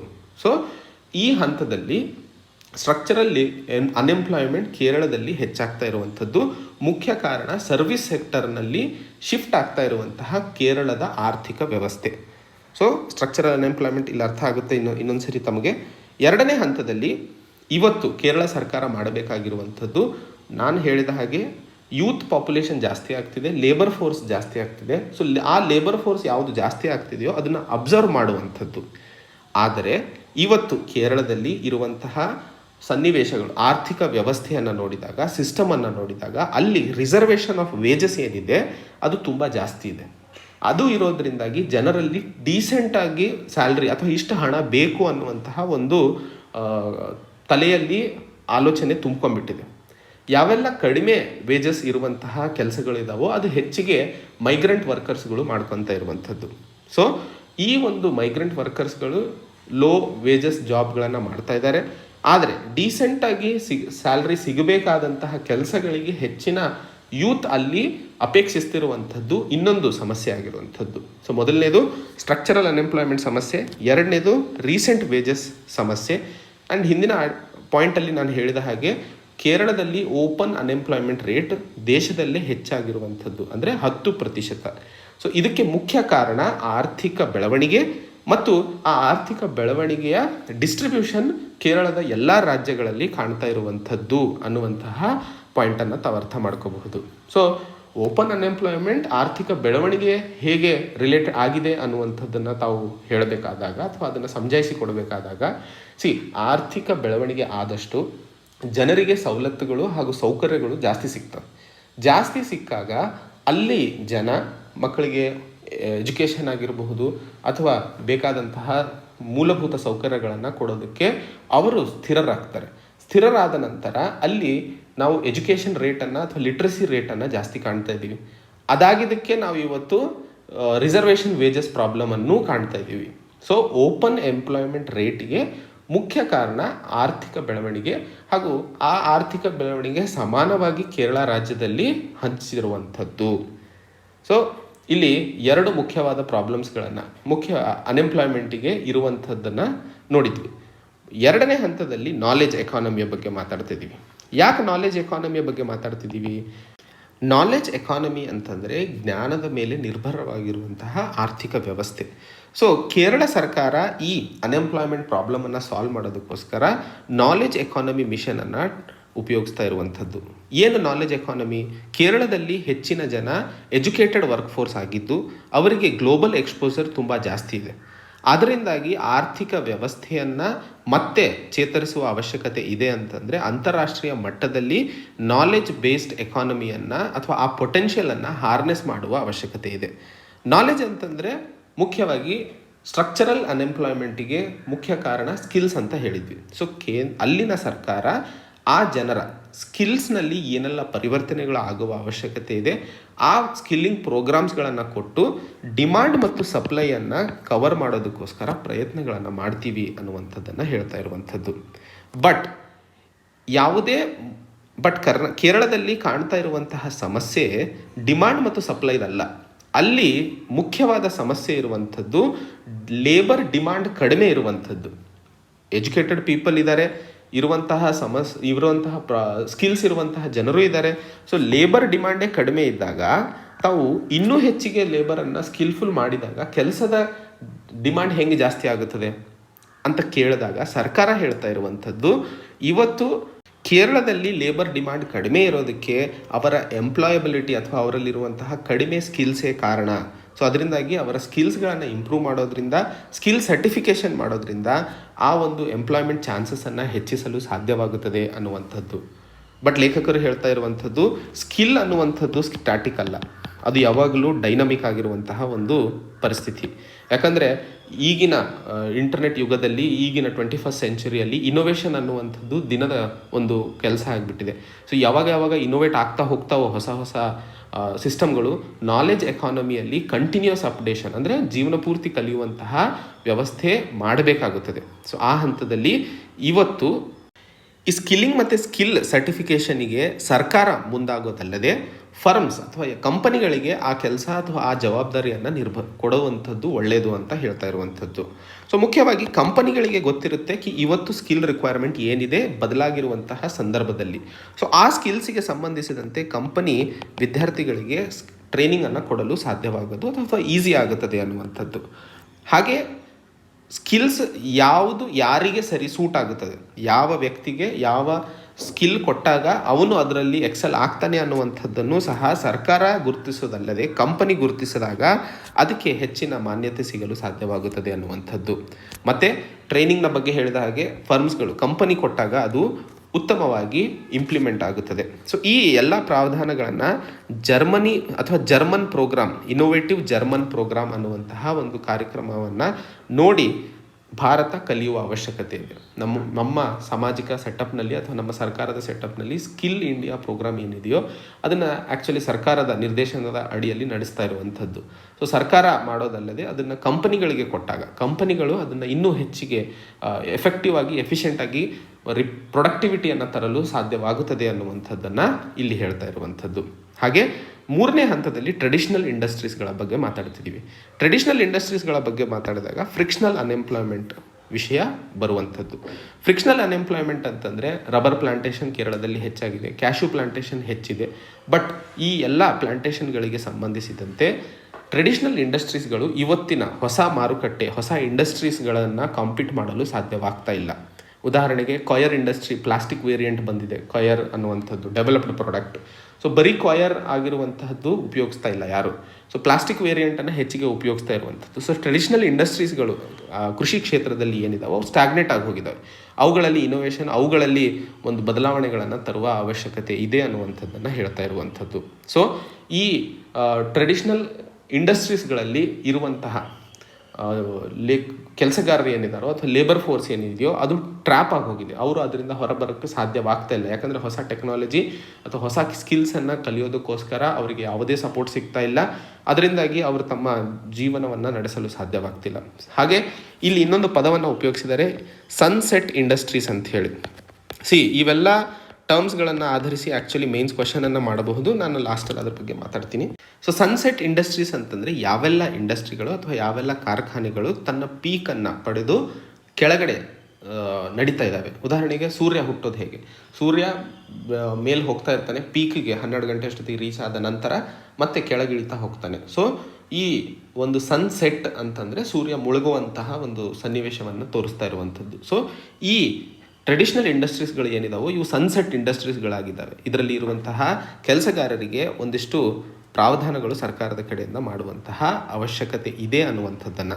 ಹಾಗೆ ಸ್ಮಾಲ್ ಆ್ಯಂಡ್ ಮಾರ್ಜಿನಲ್ ಫಾರ್ಮರ್ಸ್, ಸಣ್ಣ ಮತ್ತು ಮಧ್ಯಮ ವರ್ಗದ ರೈತರು ಸಹ ಅತಿ ಕಡಿಮೆ ಇನ್ಕಮಿಂದಾಗಿ ಅಂಡರ್ ಎಂಪ್ಲಾಯ್ಮೆಂಟನ್ನು ಕಾಣ್ತಾ ಇರುವಂಥದ್ದು. ಅಂದರೆ ಅವರಿಗೆ ಇರುವಂತಹ ಕೆಪಾಸಿಟಿ ತುಂಬ ಜಾಸ್ತಿ ಇದೆ, ಬಟ್ ಮಾಡಬೇಕಾದಂತಹ ಕೆಲಸ ತುಂಬ ಕಡಿಮೆ ಸಿಗ್ತಾ ಇರುವಂಥದ್ದು. ಸೊ ಇವತ್ತು ಇರುವಂತಹ ಕುಟುಂಬಶ್ರೀ ಸ್ಕೀಮ್ ಆಗಿರಬಹುದು ಅಥವಾ ಕೋಆಪರೇಟಿವ್ ಇನಿಷಿಯೇಟಿವ್ಗಳು ಏನಿದಾವೋ ಕೃಷಿ ಕ್ಷೇತ್ರದಲ್ಲಿ, ಉದಾಹರಣೆಗೆ ಅಗ್ರಿಕಲ್ಚರ್ ಇನ್ಫ್ರಾಸ್ಟ್ರಕ್ಚರ್ ಇನ್ ಕೇರಳ CAIK ಅನ್ನುವಂತಹ ಒಂದು ಸಂಸ್ಥೆ ಇದೆ. ಸೊ ಕೋಆಪರೇಟಿವ್ ಸೊಸೈಟೀಸಿಂದಾಗಿ ನಾವು ಹೆಚ್ಚಿನ ಬದಲಾವಣೆಗಳನ್ನು ತರಲು ಸಾಧ್ಯವಾಗುತ್ತದೆ ಅಥವಾ ಈ ಸಣ್ಣ ಮತ್ತು ಮಧ್ಯಮ ವರ್ಗದವರಿಗೆ ಅನುಕೂಲ ಮಾಡಿಕೊಡಲು ಸಾಧ್ಯವಾಗುತ್ತದೆ, ಪ್ರೊವೈಡೆಡ್ ಕೋಆಪರೇಟಿವ್ ಸೊಸೈಟಿಗಳ ಫೇಲ್ಯೂರ್ ಏನು ಕಾರಣ ಇತ್ತು ಅನ್ನುವಂಥದ್ದನ್ನು ನೆನಪಿಟ್ಕೊಂಡು ಅದಕ್ಕೆ ಸಂಬಂಧಿಸಿದಂತೆ ಬದಲಾವಣೆಗಳನ್ನು ಮಾಡಿದಾಗ ಮಾತ್ರ. ಕೋಆಪರೇಟಿವ್ ಸೊಸೈಟಿಗಳು ಫೇಲ್ ಆಗೋದಕ್ಕೆ ಮುಖ್ಯ ಕಾರಣ ಅವುಗಳಿಗೆ ಸಿಗ್ತಾ ಇದ್ದಂತಹ ಪುವರ್ ಇನ್ಸೆಂಟಿವ್ ಸ್ಟ್ರಕ್ಚರ್ ಮತ್ತು ರೆಂಟ್ ಸೀಕಿಂಗ್ ನೇಚರ್ ಮತ್ತು ರಾಜಕೀಯ ಕೈಹಸ್ತಗಳು ಅಥವಾ ರಾಜಕೀಯ ಹಸ್ತಕ್ಷೇಪಗಳು, ಪೊಲಿಟಿಕಲ್ ಇಂಟರ್ವೆನ್ಷನ್ ಅಂತ ಕರಿತೀವಿ. ಈ 3 ಕಾರಣಗಳಿಂದಾಗಿ ಇವತ್ತಿಗೂ ಕೋಆಪರೇಟಿವ್ ಸೊಸೈಟಿಗಳು ಭಾರತದಲ್ಲಿ ಸಕ್ಸಸ್ ಕಾಣಲು ಸಾಧ್ಯವಾಗಿಲ್ಲ. ಸೊ ಕೇರಳ ರಾಜ್ಯದಲ್ಲಿ ಈ ಒಂದು ಕಾರ್ಯಕ್ರಮದ ಕುಟುಂಬಶ್ರೀ ಸ್ಕೀಮ್ ಆಗಿರಬಹುದು, ಕೋಆಪರೇಟಿವ್ ಸೊಸೈಟೀಸ್ಗಳನ್ನು ಉಪಯೋಗಿಸಿ ಸಣ್ಣ ಮಧ್ಯಮ ವರ್ಗದ ರೈತರಿಗೆ ಅನುಕೂಲ ಮಾಡುವಂತಹ ಪ್ರಾವಧಾನಗಳನ್ನು ಏನಾದರೂ ಸರ್ಕಾರ ಕೈಗೆತ್ತಿಕೊಂಡಿದ್ದಲ್ಲಿ ಈ ಒಂದು ಲೋಪದೋಷಗಳನ್ನು ಬದಲಾಯಿಸಿ ಅಥವಾ ಅವುಗಳನ್ನು ಸರಿಪಡಿಸುವಂತಹ ಅವಶ್ಯಕತೆ ಇದೆ ಅನ್ನುವಂಥದ್ದನ್ನು ಮುಖ್ಯವಾಗಿ ಈ ಆರ್ಟಿಕಲಲ್ಲಿ ಅರ್ಥೈಸ್ಕೊಳ್ಳಬೇಕಾಗಿರುವಂಥದ್ದು. ಮುಂದಿನ article focus on COVID-19 estimated deaths. So ಈ ಆರ್ಟಿಕಲ್ನಲ್ಲಿ ಮುಖ್ಯವಾಗಿ ಲೇಖಕರು ಹೇಳ್ತಾ ಇರುವಂಥದ್ದು COVID-19ಇಂದಾಗಿ ಆದಂತಹ ಸಾವಿನ ಸಂಖ್ಯೆ ಏನಿದೆ ಅದನ್ನು ಸರಿಯಾಗಿ ತಿಳ್ಕೊಳ್ಳುವಂತಹ ಅವಶ್ಯಕತೆ ಇದೆ. ಆವಾಗ ಮಾತ್ರ ನಾವು ಮುಂದೆ ಬರುವಂತಹ ಸನ್ನಿವೇಶಗಳನ್ನು ತಡೆ ಹಿಡಿಯುವಂತಹದ್ದಾಗಿರಬಹುದು, ಮುಂದೆ ಬರುವಂತಹ 3ನೇ ಅಲೆಗೋಸ್ಕರ ಸಿದ್ಧತೆಯನ್ನು ಸರಿಯಾಗಿ ಮಾಡಲು ಸಾಧ್ಯವಾಗುತ್ತದೆ ಅನ್ನುವಂಥದ್ದನ್ನು ಲೇಖಕರು ಇಲ್ಲಿ ಹೇಳ್ತಾ ಇರುವಂಥದ್ದು. ಸೊ ಇನಿಷಿಯಲ್ ಆಗಿ ಮಾತಾಡಿದಾಗ ಸಪೋಸ್ COVID-19ಕ್ಕಿಂತ ಮುಂಚೆ ದೇಶದಲ್ಲಿ ಒಟ್ಟು 85% ಸಾವುಗಳು ರಿಜಿಸ್ಟರ್ ಆಗ್ತಿದ್ವು. ಇದರಲ್ಲಿ ಸುಮಾರು 1/4 ಸಾವುಗಳು ಮಾತ್ರ ಮೆಡಿಕಲಿ ಸರ್ಟಿಫೈ ಆಗುತ್ತಾ ಇರುವಂತಹ ಸನ್ನಿವೇಶವಿತ್ತು. ಬಟ್ COVID-19 ನಂತರ ಈ ಒಂದು ಪರಿಸ್ಥಿತಿ ಇನ್ನೂ ದುರ್ದಾಯಕವಾಗಿ ಹಾಗೂ ಇನ್ನೂ ಕೆಟ್ಟದಾಗಿ ಆಗಿರುವಂತಹ ಪರಿಸ್ಥಿತಿಯನ್ನು ನಾವು ನೋಡಿದ್ವಿ. ಸೊ ಈ ಒಂದು ಸಾವಿನ ಸಂಖ್ಯೆಯನ್ನು ಅಥವಾ ಸಾವಿನ ನಂಬರ್ಸು ನಮಗೆ ಸರಿಯಾಗಿ ಸಿಕ್ಕಾಗ ದೇಶದಲ್ಲಿ ಇರುವಂತಹ ಆರೋಗ್ಯ ಕ್ಷೇತ್ರದಲ್ಲಿ ನಡೀತಾ ಇರುವಂತಹ ಪ್ಲ್ಯಾನಿಂಗ್ ಆಗಿರಬಹುದು ಮತ್ತು ಏನು ಹೆಲ್ತ್ ರಿಸೋರ್ಸಸ್ ಇದ್ದಾವೆ, ಎಷ್ಟೆಲ್ಲ ರಿಸೋರ್ಸಸ್ ನಮ್ಮ ದೇಶದಲ್ಲಿ ಇದ್ದಾವೆ, ಇವುಗಳನ್ನು ಹೇಗೆ ಯೂಟಿಲೈಸ್ ಮಾಡುವ ಅವಶ್ಯಕತೆ ಇದೆ ಅನ್ನುವಂತಹ 2 ಮುಖ್ಯವಾದ ವಿಷಯಗಳ ಮೇಲೆ ನಾವು ಎಫಿಷಿಯೆಂಟಾಗಿ ಕೆಲಸ ಮಾಡಲು ಸಾಧ್ಯವಾಗುತ್ತದೆ ಅನ್ನುವಂಥದ್ದು. ಸೊ ಯಾಕೆ ನಾವು ಸರಿಯಾಗಿ ನಂಬರ್ಸ್ನ ತಗೊಂಡಿಲ್ವಾ ಅನ್ನುವಂತಹ ಪ್ರಶ್ನೆಯೂ ಬರಬಹುದು.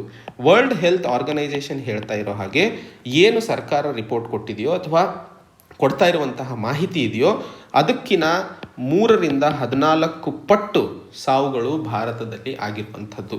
ಪ್ರಪಂಚ ಮಟ್ಟದಲ್ಲಿ ನೋಡಿದಾಗ ಏನೆಲ್ಲ ರಿಪೋರ್ಟ್ಸ್ಗಳು ಕೊಟ್ಟಿದ್ದಾರೋ ಅದಕ್ಕಿಂತ 2ರಿಂದ 3ರಷ್ಟು ಗ್ಲೋಬಲಿ ಭಾರತದಲ್ಲಿ 3ರಿಂದ 14 ಪಟ್ಟು ಸಾವುಗಳು ಹೆಚ್ಚಾಗಿದ್ದಾವೆ ಅನ್ನುವಂಥದ್ದನ್ನು ವರ್ಲ್ಡ್ ಹೆಲ್ತ್ ಆರ್ಗನೈಸೇಷನ್ ರಿಪೋರ್ಟ್ ಕೊಟ್ಟಿರುವಂಥದ್ದು.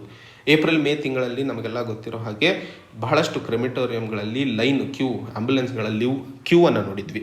ಬಹಳಷ್ಟು ಹೆಣಗಳು ನದಿಯಲ್ಲಿ ತೇಲ್ತಾ ಇರುವಂತಹ ಸಂಗತಿಯನ್ನೂ ಸಹ ನಾವು ತಿಳ್ಕೊಂಡ್ವಿ.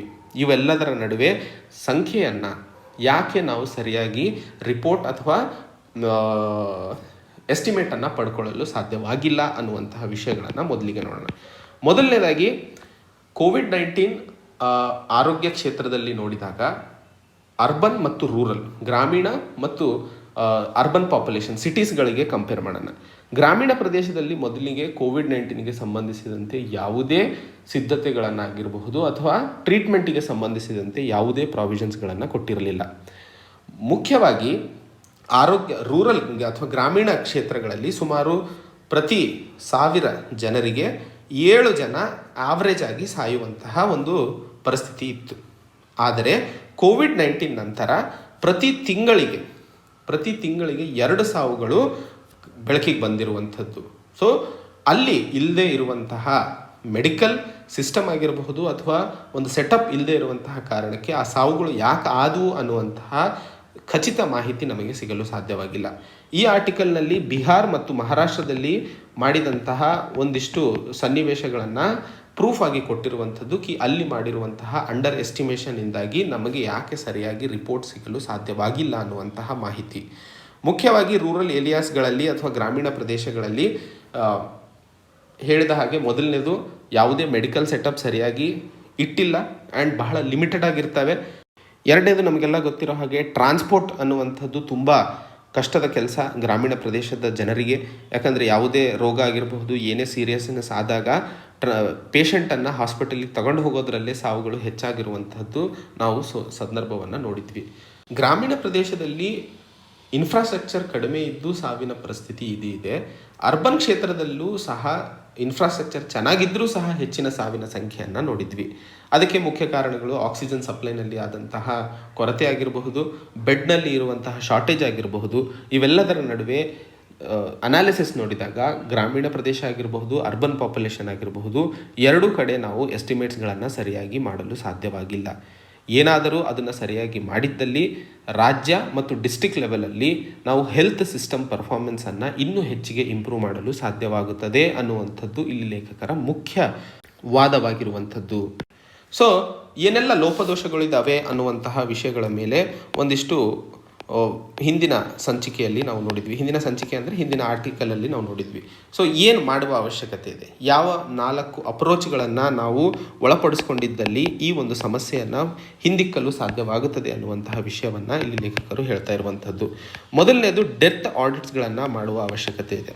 ಎರಡನೇ ಹಂತದಲ್ಲಿ ಎಕ್ಸಸ್ ಡೆತ್ ಅನಾಲಿಸಿಸ್, ಅಂದರೆ ಏನೆಲ್ಲ ಎಕ್ಸಸ್ ಡೆತ್ಗಳಾಗಿದ್ದಾವೋ ಅವುಗಳ ಅನಾಲಿಸಿಸ್ ಮಾಡೋದ್ರಿಂದ ನಮಗೆ ಎಕ್ಸಾಕ್ಟ್ ಡೇಟಾ ಕಂಡುಕೊಳ್ಳಲು ಸಾಧ್ಯವಾಗುತ್ತದೆ ಅನ್ನುವಂಥದ್ದು.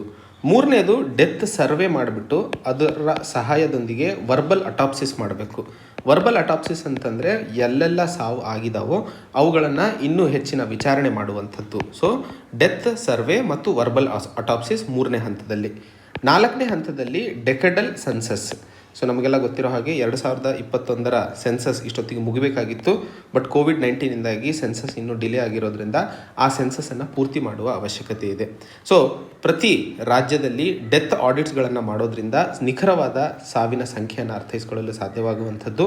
ಅನಾಲಿಸಿಸ್ ಮಾಡುವಂತಹ ಸನ್ನಿವೇಶದಲ್ಲಿ ಯಾವ ಕಾರಣದಿಂದಾಗಿ ಸಾವು ಆಗಿರುವಂತಹದ್ದು ತಿಳ್ಕೊಳ್ಳೋದ್ರಿಂದ ಹೆಚ್ಚಿನ ಸಂಖ್ಯೆಯಲ್ಲಿ ನಾವು ರಾಜ್ಯಗಳಲ್ಲಿ ಇರುವಂತಹ ರಿಜಿಸ್ಟ್ರೇಷನ್ ಪ್ರೋಸೆಸನ್ನು ಸ್ಟ್ರೀಮ್ಲೈನ್ ಮಾಡಲು ಸಾಧ್ಯವಾಗುತ್ತದೆ. ಮೂರನೇ ಹಂತದಲ್ಲಿ ಡೆತ್ ಸರ್ವೆ, ಮನೆಗೆ ಏನು ಸರ್ವೆ ಮಾಡ್ತೀವೋ, ಉದಾಹರಣೆಗೆ ಸ್ಯಾಂಪಲ್ ರಿಜಿಸ್ಟ್ರೇಷನ್ ಸಿಸ್ಟಮ್ನ ಟೀಮ್ ಏನು registrar general and census commissioner in India ಕೆಳಗಡೆ ಬೂತ್ ಲೆವೆಲ್ ಆಫೀಸರ್ಸ್ಗಳ ಮಟ್ಟದಲ್ಲಿ ಎಲೆಕ್ಷನ್ಸ್ ಸಮಯದಲ್ಲಿ ಏನು ಕೆಲಸ ನಡೀತದೆಯೋ ಆ ಹಂತದಲ್ಲಿ ಸರ್ವೆ ಮಾಡಿದಾಗ ಮಾತ್ರ ನಮಗೆ ಏನು ರಿಪೋರ್ಟೆಡ್ ಡೆತ್ಸ್ ಇದೆ ಅದು ಎಷ್ಟರ ಮಟ್ಟಿಗೆ ಸತ್ಯವಿದೆ ಅನ್ನುವಂಥದ್ದನ್ನು ತಿಳ್ಕೊಳ್ಳಲು ಸಾಧ್ಯವಾಗುತ್ತದೆ. ಉದಾಹರಣೆಗೆ ಈ ಡೆತ್ ಸರ್ವೆಯನ್ನು ಜಾರ್ಖಂಡ್ನಲ್ಲಿ ಸರ್ಕಾರ ಕೈಗೊಂಡಿದ್ದು ಆ ಸಮಯದಲ್ಲಿ ಸುಮಾರು 43% ಎಕ್ಸಸ್ ಡೆತ್ಸ್ಗಳನ್ನು ಕಂಡುಕೊಳ್ಳಲು ಸಾಧ್ಯವಾಯಿತು. ಸೊ ಜಾರ್ಖಂಡ್ ಸರ್ಕಾರ ಮಾಡಿದಂತಹ ಸಕ್ಸಸ್ಫುಲ್ ಪ್ರೋಗ್ರಾಮ್ನಿಂದಾಗಿ ಈ ಡೆತ್ ಸರ್ವೆಯನ್ನು ಉಪಯೋಗಿಸಿ ನಾವು ಏನು ಸಾವಿನ ಸಂಖ್ಯೆ ಇದೆಯೋ ಅದನ್ನು ನಿಖರವಾಗಿ ತಿಳ್ಕೊಳ್ಳಲು ಸಾಧ್ಯವಾಗುತ್ತದೆ ಅನ್ನುವಂಥದ್ದು. ಹಾಗೆ 2020ರಲ್ಲಿ US ಮತ್ತು ಚೈನಾ ಎರಡೂ ರಾಷ್ಟ್ರಗಳಲ್ಲೂ ಸೆನ್ಸಸನ್ನು ಪರಿಪೂರ್ಣವಾಗಿ ಕಂಡುಕೊಂಡಿದ್ದು ಭಾರತದಲ್ಲಿ ಆ ಒಂದು ಡೆಕೆಟಲ್ ಸೆನ್ಸಸನ್ನು ಪೂರ್ಣಗೊಳಿಸುವ ಅವಶ್ಯಕತೆ ಇದೆ. ಸೊ ಎಲ್ಲ ಸಿಸ್ಟಮನ್ನು ಸೆಟಪ್ ಮಾಡಿಬಿಟ್ಟು ಇದನ್ನು ಮುಂತಂದಿದ್ದಲ್ಲಿ ಮಾತ್ರ ನಾವು ದೇಶದಲ್ಲಿ ಆದಂತಹ ಕೋವಿಡ್-19ಇಂದಾಗಿ ಸಾವಿನ ಸಂಖ್ಯೆಯನ್ನು ತಿಳ್ಕೊಂಡು ದೇಶದ ಹೆಲ್ತ್ ಸಿಸ್ಟಮ್ ಯಾವ ಮಟ್ಟದಲ್ಲಿದೆ, ಏನು ರಿಸೋರ್ಸಸ್ಗಳಿದ್ದಾವೆ, ಮುಂದೆ ಬರುವಂತಹ ಸನ್ನಿವೇಶಗಳಿಗೆ ನಾವು ಸಿದ್ಧರಾಗಲು ಅನುಕೂಲವಾಗುತ್ತದೆ ಅನ್ನುವಂಥದ್ದು. ಸೊ ಈಗ ಭಾರತದಲ್ಲಿ ನಡೀತಾ ಇರುವಂತಹ ಪರಿಸ್ಥಿತಿಯನ್ನು ಅರ್ಥೈಸ್ಕೊಂಡು ಪ್ಯಾಂಡಮಿಕ್ ವಿರುದ್ಧವಾಗಿ ಹೊಡೆದಾಡಬೇಕು ಅಂತಂದರೆ ಒಂದು ಪರ್ಫೆಕ್ಟ್ ಪ್ಲ್ಯಾನನ್ನು ಫಾರ್ಮುಲೇಟ್ ಮಾಡುವ ಅವಶ್ಯಕತೆ ಇದೆ.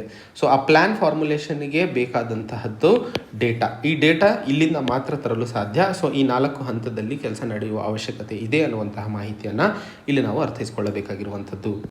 ಮುಂದಿನ article A matter of dress and discipline. So ಈ ಆರ್ಟಿಕಲನ್ನು ನಾವು ಡಿಸ್ಕಸ್ ಮಾಡ್ತಾ ಇರುವಂತಹ ಕಾಂಟೆಕ್ಸ್ಟ್ ಮುಖ್ಯವಾಗಿ CBI ಡೈರೆಕ್ಟರ್ ಆದಂತಹ ಸುಬೋಧ್ ಕುಮಾರ್ ಜೈಸ್ವಾಲ್ ಅವರು ಒಂದು ನೋಟಿಫಿಕೇಶನ್ ಅಥವಾ ಒಂದು ಸರ್ಕ್ಯುಲರನ್ನು ಹೊರಹಾಕಿರುವಂಥದ್ದು CBI ಆಫೀಷಿಯಲ್ಸ್ ಎಲ್ಲರೂ ಇನ್ಮೇಲೆ ಫಾರ್ಮಲ್ಸ್ ಹಾಕಬೇಕು ಅಂತ ಹೇಳಿ. ಸೊ ಗಂಡು ಮಕ್ಕಳು ಮತ್ತು ಹೆಣ್ಮಕ್ಳು ಯಾವಾಗಲೂ ಫಾರ್ಮಲ್ಸಲ್ಲೇ ಆಫೀಸಿಗೆ ಬರಬೇಕು ಅನ್ನುವಂಥದ್ದು. ಸೊ ಈ ಹಂತದಲ್ಲಿ ಅರ್ಥೈಸ್ಕೊಳ್ಳಬೇಕಾಗಿರುವಂಥದ್ದು ಈ ರೀತಿಯ ಬದಲಾವಣೆಗಳಿಂದಾಗಿ ಅಥವಾ ನಿರ್ದೇಶನಗಳಿಂದಾಗಿ ಸಂಸ್ಥೆಯಲ್ಲಿ ಏನಾದರೂ ಬದಲಾವಣೆ ಅಥವಾ ಎಫಿಷಿಯನ್ಸಿ ತರಲು ಸಾಧ್ಯವಾಗುತ್ತದೆಯಾ ಅನ್ನುವಂಥದ್ದು. ಮುಖ್ಯವಾಗಿ ನಮಗೆಲ್ಲ ಗೊತ್ತಿರೋ ಹಾಗೆ ಡಿಸಿಪ್ಲಿನ್ ಅಂತ ಬಂದಾಗ ಯೂಶಲಿ ಪೊಲೀಸ್ ಫೋರ್ಸಿಗೆ ನಾವು ರಿಲೇಟ್ ಮಾಡ್ತೀವಿ. ಅದರಿಂದಲೂ ಮುಖ್ಯವಾಗಿ ಯಾವಾಗ ಡಿಸಿಪ್ಲಿನ್ ಅನ್ನುವಂಥದ್ದು ಸಂಸ್ಥೆಯಲ್ಲಿ ಹೆಚ್ಚಿಗೆ ಆಗುತ್ತದೆಯೋ ಆವಾಗ ಎಫಿಷಿಯನ್ಸಿಯೂ ಜಾಸ್ತಿ ಆಗುತ್ತದೆ ಅನ್ನುವಂಥದ್ದಕ್ಕೆ ಬಹಳಷ್ಟು ಉದಾಹರಣೆಗಳನ್ನು ನೋಡಿದ್ವಿ. ಉದಾಹರಣೆಗೆ director general of Bihar police ಆದಂತಹ SK ಸಿಂಘಾಲ್ ಅವರು ಒಂದು ಇನ್ಸ್ಟ್ರಕ್ಷನ್ಸ್ ಕೊಟ್ಟಿದ್ದರು ಯಾರೆಲ್ಲ ಪೊಲೀಸ್ ಪರ್ಸನಲ್ ಡ್ಯೂಟಿಯಲ್ಲಿದ್ದಾಗ ಮೊಬೈಲ್ ಫೋನ್ಸನ್ನು ಉಪಯೋಗಿಸೋ ಹಾಗಿಲ್ಲ ಅಂತ ಹೇಳಿ. ಯಾಕಂದರೆ ಡ್ಯೂಟಿಲಿರ್ತಾರೆ, ಯಾರೋ FIR ಬರ್ಸಕ್ಕೆ ಬಂದಿರ್ತಾರೆ ಅಥವಾ ಯಾರೋ ಕಾಯ್ತಾ ಇರ್ತಾರೆ. ಆ ಸಮಯದಲ್ಲಿ ಚಾಟ್ ಮಾಡ್ಕೊತ ಕೂತ್ಕೊಳ್ಳೋದಾಗಿರ್ಬೋದು, ಫೋನಲ್ಲಿ ಮಾತಾಡ್ತಾ ಕೂತ್ಕೊಳ್ಳೋದಾಗಿರ್ಬೋದು, ಅದು ಆ ವ್ಯಕ್ತಿಯ ನಿರ್ಲಕ್ಷ್ಯತೆಯನ್ನು ತೋರಿಸುತ್ತದೆ. ಸೊ ಕೆಲಸದ ಕಡೆಗೆ ಇರುವಂತಹ ನಿರ್ಲಕ್ಷ್ಯತೆಯನ್ನು ಜನರಲ್ಲಿ ಹೆಚ್ಚಿಗೆ ಆದಾಗ ಜನರ ನಂಬಿಕೆ ಆ ಒಂದು ಸಂಸ್ಥೆಯಲ್ಲಿ ಅಥವಾ ಆ ಒಂದು ಅಂಗದ ಮೇಲೆ ಕಡಿಮೆ ಆಗೋದ್ರಿಂದ ಅದು ಒಟ್ಟಾರೆ ಸಾಮಾಜಿಕ ಡಿಸ್ಟರ್ಬೆನ್ಸಿಗೆ ಕಾರಣವಾಗುತ್ತದೆ ಅನ್ನುವಂತಹ ಹಂತದಲ್ಲಿ ಬಿಹಾರ್ನಲ್ಲಿ SK ಸಿಂಘಾಲ್ ಅವರು ಈ ರೀತಿಯ ಒಂದು ಬದಲಾವಣೆ ತಂದಿರುವಂಥದ್ದು. ಈ ಒಂದು ನಿರ್ದೇಶನದಿಂದಾಗಿ ಮೊದಲನೇದು ಸಮಾಜದಲ್ಲಿ ಆ ಒಂದು ಸಂಸ್ಥೆಯ ಇಮೇಜ್, ಯಾಕಂದರೆ ಎಷ್ಟು ಡಿಸಿಪ್ಲಿನ್ ಆ್ಯಂಡ್ ಎಷ್ಟು ಎಫಿಷಿಯೆಂಟ್ ಇರುತ್ತದೆಯೋ ಅದರಿಂದಾಗಿ ಸಮಾಜದಲ್ಲಿ ಇರುವಂತಹ ಅವರ ಚಿತ್ರೀಕರಣ. ಯಾಕಂದರೆ ಪೊಲೀಸ್ ಅಂತಂದರೆ ಯೂಶಲಿ ಹೊಟ್ಟೆ ಬಿಟ್ಕೊಂಡು ಅಥವಾ ಗುಟ್ಕಾ ತಿಂದು ಉಗಿಯುವಂಥದ್ದು ಈ ರೀತಿಯ ಸನ್ನಿವೇಶಗಳನ್ನು ನಾರ್ತಲ್ಲಿ ನಾವು ಹೆಚ್ಚಿಗೆ ನೋಡ್ತೀವಿ. ಸೌತಲ್ಲಿ ಆ ರೀತಿಯ ಸನ್ನಿವೇಶಗಳು ಕಾಣಲ್ಲ. ಬಟ್ ಆ ರೀತಿಯ ಒಂದು ಚಿತ್ರೀಕರಣ ಜಾಸ್ತಿ ಹೊರಗೆ ಬರುತ್ತದೆ. ಸೊ ಆ ರೀತಿಯ ಇಮೇಜನ್ನು ಬದಲಾಯಿಸಬೇಕು ಅಂತಂದರೆ ಈ ರೀತಿಯ ಬದಲಾವಣೆಗಳ ಅವಶ್ಯಕತೆ ಇದೆ ಅನ್ನುವಂಥದ್ದು. ಎರಡನೇ ಹಂತದಲ್ಲಿ ಎಫಿಷಿಯನ್ಸಿ ನಾನು ಹೇಳ್ತಾ ಇದ್ದೆ. ಸೊ ಅವರು ಮಾಡುವಂತಹ ಕೆಲಸದಲ್ಲಿ ಈ ಎಫಿಷಿಯನ್ಸಿ ಅನ್ನುವಂತಹ ಪಾತ್ರವನ್ನು ಹೆಚ್ಚಿಸೋದಕ್ಕೋಸ್ಕರ ಈ ಒಂದು ಬದಲಾವಣೆಗಳು ಅವಶ್ಯಕ ಇದ್ದಾವೆ ಅನ್ನುವಂಥದ್ದನ್ನು ಹಿಂದಿನ ಉದಾಹರಣೆಗಳು ತೋರಿಸಿದ್ದಾವೆ. ಕೆಲವು ವರ್ಷಗಳ ಹಿಂದೆ ಇದ್ದಂತಹ ಬಿಹಾರ್ನ ಡೈರೆಕ್ಟರ್ ಜನರಲ್ ಆಫ್ ಪೊಲೀಸ್ ಅವರು ಪೊಲೀಸ್ ಪರ್ಸನಲ್ ಅವರು ಯಾವುದೇ ಧಾರ್ಮಿಕ ಸಿಂಬಲ್ಸ್ಗಳನ್ನು ಅವರ ಯೂನಿಫಾರ್ಮ್ ಮೇಲಾಗಿರಬಹುದು ಅಥವಾ ದೇಹದ ಮೇಲೆ ಅಳವಡಿಸ್ಕೊಳ್ಳಬಾರದು ಅನ್ನುವಂತಹ ಒಂದು ನೋಟಿಫಿಕೇಷನನ್ನು ಹೊರಹಾಕಿದ್ರು. ಯಾಕಂದರೆ ಬಹಳಷ್ಟು ಜನ ಆವಾಗಿನ ಪೊಲೀಸ್ ಪರ್ಸನಲ್ ಅವರು ಹಣೆಗೆ ಬೊಟ್ಟು ಹಚ್ಕೊಂಡು ಬರುವಂಥದ್ದು ತುಂಬ ಜಾಸ್ತಿ ಆಗಿತ್ತು. ಉದ್ದ ಬೊಟ್ಟು, ಅದು ಸಣ್ಣದು ಅಲ್ಲ. ಸೊ ಸಿವಿಲ್ ಸರ್ವಿಸ್ ರೆಗ್ಯುಲೇಷನ್ಸ್ನ ಪ್ರಕಾರ ಯಾವ ಪೊಲೀಸ್ ಈ ರೀತಿಯ ರಿಲಿಜಿಯಸ್ ಮಾರ್ಕ್ಸ್ ಆಗಿರಬಹುದು, ಅದು ಫೇಸ್ ಮೇಲಾಗಿರಬಹುದು, ಯೂನಿಫಾರ್ಮ್ ಮೇಲೆ ಹಾಕೋ ಹಾಗಿಲ್ಲ ಅನ್ನುವಂಥದ್ದು ರೆಗ್ಯುಲೇಷನ್ಸ್ ಇದೆ. ಬರೀ ಸಿಖ್ ಪರ್ಸನಲ್ ಮಾತ್ರ, ಬರೀ ಸಿಖ್ ಜನಾಂಗಕ್ಕೆ ಸೇರಿದವರು ಮಾತ್ರ ಟರ್ಬನ್ ಹಾಕೋಬಹುದು ಮತ್ತು ಗಡ್ಡ ಮತ್ತು ಮೀಸೆಯನ್ನು ಬಿಡುವಂತಹ ಪ್ರಾವಧಾನವನ್ನು ಕೊಟ್ಟಿರುವಂಥದ್ದು. ಇವೆಲ್ಲವನ್ನು ನೋಡಿದಾಗ ಆ ಒಂದು ಸಂಸ್ಥೆಯಲ್ಲಿ ಡಿಸಿಪ್ಲಿನ್ ಆಗಿರಬಹುದು, ಎಫಿಷಿಯನ್ಸಿ ಆಗಿರಬಹುದು, ಇಮೇಜನ್ನು ಬದಲಾಯಿಸುವಂತಹ ಪ್ರಯತ್ನಗಳಲ್ಲಿ ಈ ರೀತಿಯ ಡ್ರೆಸ್ ಡಿಸಿಪ್ಲಿನನ್ನು ತರುವಂಥದ್ದು ಬಹುಮುಖ್ಯಕರವಾಗಿರುತ್ತದೆ ಅನ್ನುವಂಥದ್ದು. ಹಾಗೆ ಇನ್ನೊಂದು ಇಂಪಾರ್ಟೆಂಟ್ ಪಾಯಿಂಟ್ ಇಲ್ಲಿ ನೆನ್ಪಿಟ್ಕೋಬೇಕು. ಸೆಂಟ್ರಲ್ ಆರ್ಮ್ಡ್ ಪೊಲೀಸ್ ಫೋರ್ಸ್ನಲ್ಲಿ ಪ್ರತಿ ವರ್ಷ ಎಲ್ಲ ಪರ್ಸನಲ್ಸಿಗೂ ಆ್ಯನ್ಯುವಲ್ ಮೆಡಿಕಲ್ ಎಕ್ಸಾಮಿನೇಷನ್ ನಡೀತದೆ. ಈ ಆ್ಯನ್ಯುವಲ್ ಮೆಡಿಕಲ್ ಎಕ್ಸಾಮಿನೇಷನ್ ಆಧರಿಸಿ ಪ್ರಮೋಷನ್ಗಳನ್ನು ಡಿಸೈಡ್ ಮಾಡಲಾಗುತ್ತದೆ. ಸೊ ಇದರಿಂದಾಗಿ ಸೆಂಟ್ರಲ್ ಆರ್ಮ್ಡ್ ಪೊಲೀಸ್ ಫೋರ್ಸ್ನಲ್ಲಿ ಇರುವಂತಹ ಪರ್ಸನಲ್ಗಳು ಫಿಟ್ ಮತ್ತು ಎಫಿಷಿಯೆಂಟಾಗಿ ಜಾಸ್ತಿ ಇದ್ದಾರೆ ಅನ್ನುವಂತಹ ಒಂದು ರಿಸಲ್ಟ್ ಕಾಣಲು ಸಾಧ್ಯವಾಗಿರುವಂಥದ್ದು. ಸೊ ಈ ಸೆಂಟ್ರಲ್ ಆರ್ಮ್ಡ್ ಪೊಲೀಸ್ ಫೋರ್ಸ್ನಲ್ಲಿ ತಂದಂತಹ ಆ್ಯನ್ಯುವಲ್ ಮೆಡಿಕಲ್ ಎಕ್ಸಾಮ್ ಏನಿದೆಯೋ ಈ ರೀತಿಯ ಪ್ರಾವಧಾನಗಳು ಬೇರೆ ಡಿಪಾರ್ಟ್ಮೆಂಟ್ಸ್ಗಳಲ್ಲೂ ತರುವ ಅವಶ್ಯಕತೆ ಇದೆ. ಆವಾಗಲೇ ಪ್ರತಿ ವರ್ಷ ನಡೆಯುವಂತಹ ಆಡಿಟನ್ನು ಅರ್ಥೈಸ್ಕೊಂಡು ಅಥವಾ ಈ ಆಡಿಟಿಗಾದರೂ ಹೆದರಿಕೊಂಡು ಪರ್ಸನಲ್ಸ್ಗಳಲ್ಲಿ ಒಂದು ಡಿಸಿಪ್ಲಿನ್ ಮತ್ತು ಇನ್ನೂ ಹೆಚ್ಚಿನ ಎಫಿಷಿಯನ್ಸಿನ ತೋರಿಸುವಂತಹ ಪ್ರಯತ್ನಗಳು ಹೆಚ್ಚಾಗಲು ಸಾಧ್ಯವಾಗುತ್ತವೆ ಅಂತ ಹೇಳಿ. ಸೊ ಇವೆಲ್ಲ ಸಕ್ಸಸ್ಫುಲ್ ಸ್ಟೋರೀಸ್ ಅಥವಾ ಎಕ್ಸಾಂಪಲ್ಸ್ಗಳನ್ನು ನೋಡಿದಾಗ director of central bureau of investigation ಅವರು ತಂದಂತಹ ಈ ಬದಲಾವಣೆ ಆ ಒಂದು ಆರ್ಗನೈಸೇಷನ್ ಅಥವಾ ಸಂಸ್ಥೆಯ ಬೆಳವಣಿಗೆಗೆ ಉತ್ತಮವಾದದ್ದು ಅನ್ನುವಂಥದ್ದನ್ನು ಇಲ್ಲಿ ಅರ್ಥೈಸ್ಕೊಳ್ಳಬೇಕಾಗಿರುವಂಥದ್ದು. ಸೊ ಇದು ಇವತ್ತಿನ ಸುದ್ದಿ ವಿಶ್ಲೇಷಣೆಗಳೇ. ಮತ್ತೆ ಹೊಸ ಸಂಚಿಕೆಯೊಂದಿಗೆ ಭೇಟಿಯಾಗೋಣ. ಅಲ್ಲಿವರೆಗೆ ಜೈ ಹಿಂದ್, ಜೈ ಕರ್ನಾಟಕ.